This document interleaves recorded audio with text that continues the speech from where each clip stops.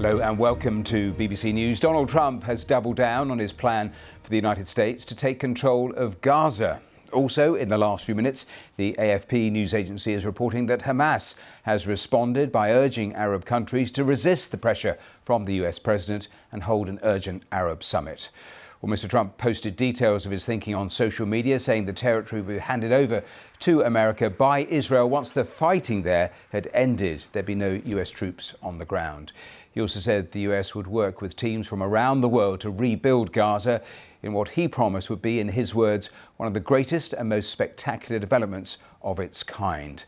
Well, let's talk now to our North America correspondent Nomia Iqbal and our Gaza correspondent Rushdie Abu Alouf. And Nomia, to you first of all, despite all the condemnation we've had since Donald Trump made those first remarks, he's given more details today. What has he been saying? He has given more details, but paradoxically, it's really vague as well. So as you said there, he has said that Gaza will be turned over to the US by Israel at the end of the war.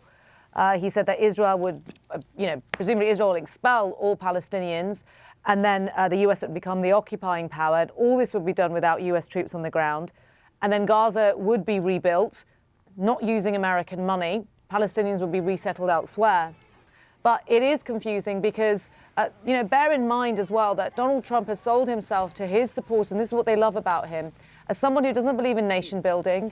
He doesn't believe in getting involved in conflicts overseas. So why would he want to get involved in such a complicated conflict, one of the hardest conflicts that has, sort of been really difficult for Americans to solve for decades? And so it looks like he's trying to have his cake and eat it, coming up with lots of different ways of, saying that, well, this is what our plan is. The other question is, what are you going to do about Hamas? How will you dislodge Hamas from Gaza? Because if Arab nations are going to get involved in the rebuilding of Gaza, which is presumably what Mr. Trump wants, they want an answer to that question. And Mr. Trump hasn't really answered that. And we know that the Israeli Prime Minister, Benjamin Netanyahu, has said that he wants the war to end only when Hamas is completely destroyed. But defense experts say that that probably is not likely. It's impossible. So how long can this war go on for? Because Mr. Trump also wants peace. He wants the war to end ASAP. So whilst, yes, he's given us more details, it's so full of contradictions.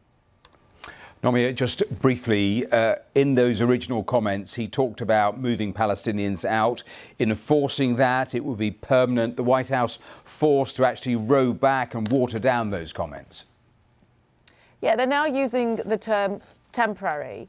It's a temporary relocation. And his Secretary of State, Marco Rubio, is also trying to walk back these comments. This often happens with Donald Trump. He proposes things and then the members of his own kind of team are trying to sort of explain what he actually meant. And Mr. Rubio said, this wasn't meant as a hostile takeover. This is actually a generous offer. We are showing willingness to rebuild and relocate. But I think for a lot of people, certainly Arab nations who are worried about this, for people for Gazans, I think the damage has already been done in some ways, and there's still a load of confusion around exactly what Mr. Trump's proposal is. But one thing I should add, Matthew, is that the big question about what happens to Gaza post-war has not really been answered. Even Mr. Netanyahu has dodged that question. So in some respects, Mr. Trump is trying to offer some sort of solution as to what happens to Gaza in the future. But it is, of course, a hugely controversial one, and one that's probably not going to get any backing from members of his own party.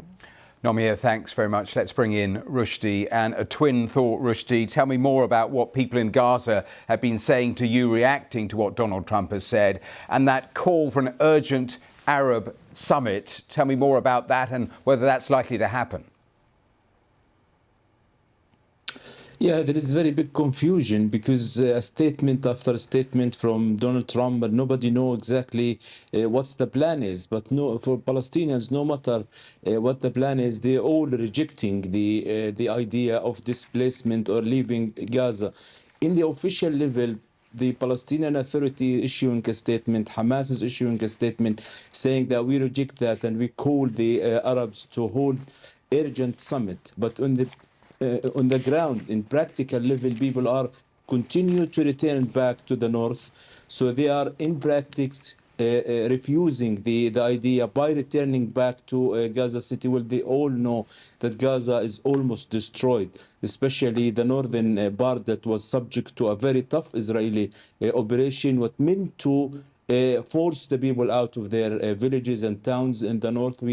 We have seen a 100-day operation by the Israelis, and everybody believed that this was the idea behind that operation, is to force people out.